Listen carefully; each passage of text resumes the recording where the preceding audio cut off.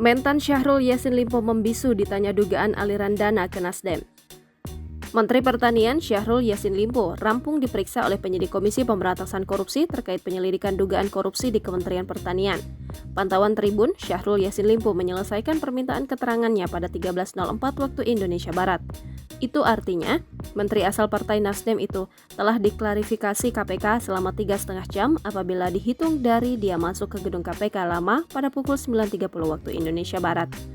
Dengan penuh pengawalan dari para ajudannya, Syahrul Yassin Limpo memberikan penjelasannya. Ketika ditanya apa saja yang didalami tim KPK, Syahrul Yassin Limpo menjawab diplomatis. Dia hanya menyebut KPK sudah bekerja sesuai standar operasional prosedur. Berkali-kali, Syahrul diberondong pertanyaan oleh awak media. Tak satu pun ada yang terjawab. Pertanyaan seperti apakah ada aliran uang kepada dirinya dan Partai Nasdem hingga siap jadi tersangka tidak ada yang dijawab oleh Syahrul Yassin Limpo. Syahrul Yassin Limpo terus berjalan menuju mobil Toyota Alphard berplat nomor polisi B1021 RFW yang menunggunya.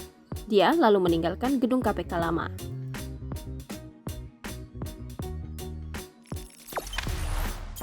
Jangan lupa subscribe, share, komen, dan like ya!